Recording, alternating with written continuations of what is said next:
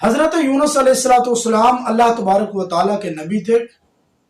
اور جس قوم کی طرف آپ کو بھیجا گیا وہ قوم کفر و شرک بت پرستی میں مبتلا تھی۔ حضرت یونس علیہ السلام نے ان کو بڑا سمجھایا اور ان کو رب تعالیٰ کے ایک ہونے کی تبلیغ کی کہ رب تعالیٰ ایک ہے، وحدہ لا شریک ہے، اس کا کوئی شریک نہیں، اور بتوں کی پوجا کرنا چھوڑ دو، بت پرستی چھوڑ دو۔ لیکن آپ کی قوم نے آپ کی تکذیب کی، آپ کو جھٹلایا، آپ کی بات کو نہ مانا۔ حضرت یونس علیہ السلام نے رب کا حکم بھی ان کو سنایا کہ بھی رب تعالیٰ کی طرف سے یہ حکم ہے کہ اگر تم نے ایمان کو قبول نہیں کیا، ایمان نہ لائے، تو تمہیں عذاب کے اندر مبتلا کر دیا جائے گا۔ حضرت یونس علیہ السلام نے ان کو کہا اور وہ ایمان نہ لائے۔ حضرت یونس علیہ السلام ناراض ہو کر ان کو شہر سے چھوڑ کر ان کا وہ باہر چلے گئے، ان کے شہر سے باہر نکل گئے۔ اور حضرت یونس علیہ السلام جب چلے گئے، قوم والوں نے دیکھا کہ حضرت یونس علیہ السلام نظر نہیں آ رہے، خوف زدہ ہو گئے، پریشان ہو گئے کہ اب ضرور عذاب آئے گا۔ حضرت یونس علیہ السلام نے ان کو مخصوص وقت تک مہلت دی تھی کہ تم نے دنیا میں جو برتنا ہے، جو ساز و سامان سے جس سے فائدہ اٹھانا ہے اٹھا لو، فلاں وقت تک اگر تم ایمان نہ لائے تو اس وقت تم پر رب تعالیٰ کا عذاب نازل ہو جائے گا۔ تو میٹھے اور محترم اسلام بھائیوں، یہ جو مہلت دی اس کی مدت کتنی تھی؟ تو اس میں اختلاف ہے۔ تفسیر کبیر میں ہے کہ اس میں جو مہلت تھی وہ 40 دن تھی، اور تفسیر روح المعانی میں ہے کہ یہ جو مہلت تھی یہ 3 دن تھی۔ تو تفسیر کبیر کے حوالے سے جو 40 دن مہلت تھی، جب 35 دن گزر گئے تو کیا دیکھا کہ آسمان پر جو سیاہ بادل ہیں وہ چھا گئے، اور سیاہ بادلوں میں ایک دھواں جو نکلا، اور وہ دھواں ان کے شہر کی طرف آ رہا، اور اس دھویں نے دیکھتے ہی دیکھتے قوم کے جو مکان تھے ان کو اپنی لپیٹ میں لے لیا۔ جو آپ کی قوم تھی، آپ نے جس وقت دیکھا تو اس وقت سب کے سب قوم والے اپنے گھروں کو، مکانوں کو چھوڑ کر جنگل میں روانہ ہو گئے، جنگل میں آگے۔ وہاں پر آ کر مرد عورت سے جدا ہو رہا ہے، بچوں کو جدا کر رہے ہیں، جانوروں کو اپنے بچوں سے جدا کر کے رکھ رہے ہیں، اور سب رب تعالیٰ کی بارگاہ میں توبہ استغفار کر رہے ہیں۔ یا رب العالمین، یہ جو حضرت یونس علیہ السلام نے عذاب کا کہا تھا تو ہمیں لگ رہا ہے یہ وہی عذاب ہے۔ یا رب العالمین، ہمیں ایک دفعہ ہمیں معافی دے دے، ہمیں گناہوں سے معافی دے دے۔ ہم نے یا رب العالمین تمہارے نبی کو جھٹلایا، تکذیب کی، یا اللہ ہم سچے دل سے توبہ کرتی ہیں، ہمیں معافی عطا فرما دے۔ اور توبہ کا یہ عالم تھا، ایک دوسرے کے حقوق بھی معاف کر رہے ہیں، کروا رہے ہیں۔ اور توبہ کا یہ عالم تھا کہ اگر کسی نے کسی کی اجازت کے بغیر اپنے مکانوں کی دیواروں کی بنیادوں میں کوئی اینٹ لگا دی تھی تو وہ بھی دیوار کو کھود کر وہ اینٹ نکال کر جس کی لگائی تھی، جس سے اجازت نہیں لی تھی، اس کو واپس کرنا۔ یعنی توبہ کی یہ عالم تھا۔ رب تعالیٰ نے ان کی توبہ کو قبول کیا، سچے دل سے جب انہوں نے توبہ کی، رب تعالیٰ نے ان کو معاف فرما دیا اور ان سے اس عذاب کو دور کر دیا۔ بادل چلے گئے، عذاب دور ہو گیا، اور یہ ایمان والے ہو گئے، انہوں نے ایمان کو قبول کر لیا۔ اب یہاں پر ایک بات ذہن میں آتی ہے کہ بھئی فرعون وہ بھی تو دریا میں ڈوب رہا تھا، اس نے بھی توبہ کی، کہا کہ میں موسیٰ کے راہ پر ایمان لایا، میں ایمان لے آیا، لیکن فرعون کی توبہ کو قبول نہیں کیا گیا، ایمان کو قبول نہیں کیا گیا۔ لیکن یہاں پر حضرت یونس علیہ السلام کی قوم نے ایمان لایا اور ان کے ایمان کو قبول کر لیا، توبہ کو قبول کر لیا۔ کیا وجہ ہے؟ تو میٹھے اور محترم اسلام بھائیو، وہاں پر جو فرعون تھا وہ عذاب کے اندر مبتلا ہو چکا تھا۔ جب عذاب میں مبتلا ہو چکا تھا، وہ عذاب آ چکا تھا، اب اس نے توبہ کی، اس وجہ سے اس کی توبہ قبول نہ ہوئی۔ ہاں، اگر دریا میں جانے سے پہلے اگر وہ توبہ کر لیتا نا، ابھی وہ غرق نہیں ہوا تھا، سمندر میں ان کو غرق نہیں کیا گیا تھا، اگر اس سے پہلے توبہ کر لیتا تو اس کی توبہ قبول ہو جاتی، ایمان بھی قابل قبول ہوتا، لیکن وہ عذاب کے اندر مبتلا ہو چکا تھا۔ لیکن حضرت یونس علیہ السلام جو قوم ہے،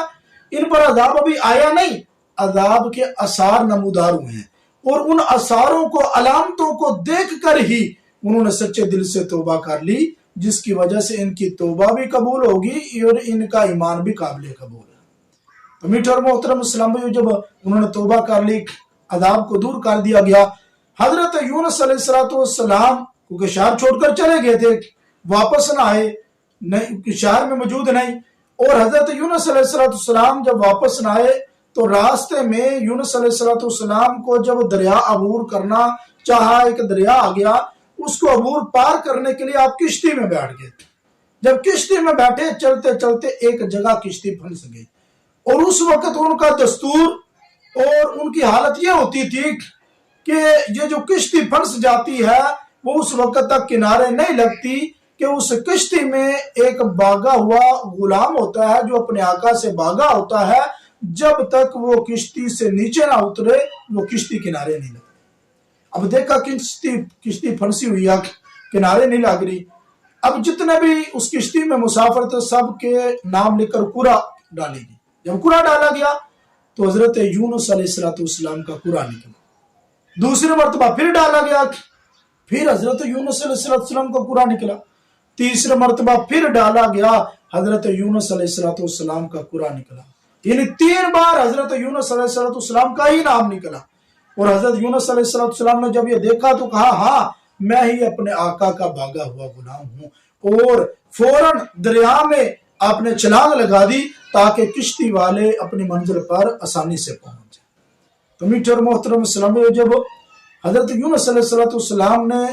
کشتی سے پانی میں چھلانگ لگائی، اور اس وقت یہ جو کہا بھاگا ہوا غلام ہوں، اس کی کیا وجہ تھی؟ یہ تھی کہ بھئی مجھے چاہیے تھا کہ میں اپنی قوم کے پاس واپس رہتا، جب تک ان پر عذاب آ نہ جاتا میں اپنی قوم کو چھوڑ کر نہ آتا۔ میں اپنی قوم کو چھوڑ کر آ گیا، جس کی وجہ سے مجھے اب آزمائش میں ڈال دیا۔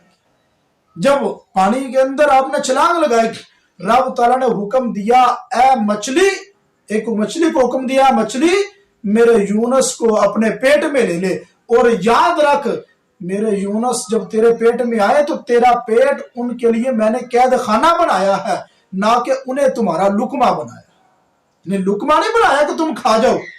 تمہارے پیٹ کو ان کے لیے قید خانہ بنایا ہے تاکہ ان کی آزمائش کی جائے۔ جو اپنی قوم کو چھوڑ کر آگے ہیں، بیجا رب تعالیٰ کے حکم کے بغیر چھوڑ کر آگے ہیں، تو یہ ان کی آزمائش تھی۔ جب پیٹ میں رہے حضرت یونس علیہ السلام، اور کتنی دیر آپ مچھلی کے پیٹ میں رہے، اس کے بارے میں مختلف روایات ہیں۔ بعض کہتے ہیں 3 دن، بعض کہتے ہیں 7 دن، بعض کہتے ہیں 20 دن، بعض کہتے ہیں 1 ماہ وہ مچھلی کے پیٹ میں رہے۔ جب اتنا عرصہ مچھلی کے پیٹ میں رہے، اور حضرت یونس علیہ السلام کثرت سے رب تعالیٰ کا ذکر کرنے والے تھے، مچھلی کے پیٹ سے پہلے بھی رب کا بڑا ذکر کرتے تھے، مچھلی کے پیٹ کے اندر بھی رب کا ذکر کر رہے ہیں، رب تعالیٰ سے دعائیں کر رہے ہیں۔ اور جس کو اللہ تبارک و تعالیٰ نے قرآن پاک میں ارشاد فرمایا، پارہ نمبر 17 سورۃ الانبیاء آیت نمبر 87، اس کے اندر اللہ تبارک و تعالیٰ نے ارشاد فرمایا، فنادا فی الظلمات اللہ الہ الا انت سبحانک انی کنت من الظالمین۔ جب انہوں نے اندھیریوں میں پکارا، کہ جو مچھلی کے پیٹ میں اندھیرا تھا وہاں سے جب انہوں نے پکارا، کیا کہا؟ اللہ الہ الا انت، اے اللہ تیرے سوا کوئی معبود نہیں، تو ہی الہ ہے، بے شک مجھ سے بیجا ہو گیا ہے۔ یہاں پر ظالم کا لفظ نہیں بولیں گے من الظالمین، کیوں؟ کیونکہ ظالم کا لفظ انبیاء کرام کے لیے نہیں بولا نہیں جا سکتا۔ اور اعلیٰ حضرت نے کتنا نفیس، کتنا خوبصورت ترجمہ کیا کہ یونس علیہ السلام نے کہا کہ بیجا مجھ سے بیجا ہو گیا، کہ میں اپنی قوم کو چھوڑ کر رب تعالیٰ کے حکم کے بغیر ادھر سے شہر سے نکل پڑا، تو یہ مجھ سے بیجا ہو گیا۔ اور جب رب تعالیٰ کی بارگاہ میں یہ الفاظ کہے، اللہ تبارک و تعالیٰ نے ان کلمات کی وجہ سے ان کی دعا کو قبول فرما دیا۔ اور حدیث پاک میں ہے کہ میرے آقا کریم علیہ السلام نے ارشاد فرمایا، جب کوئی پریشانی کی حالت میں ہو اور تنگدستی کی حالت میں ہو، پریشانی میں یہ دعا پڑھے، لا الہ الا انت سبحانک انی کنت من الظالمین، جب یہ دعا پڑھے اور یہ پڑھ کر اب تعالیٰ سے دعا کرے، انشاءاللہ اس کی دعا کو رد نہیں کیا جائے گا، اس کی دعا قبول ہوگی۔ تو میٹھے اور محترم اسلامی، جو مچھلی کے پیٹ میں آگئی،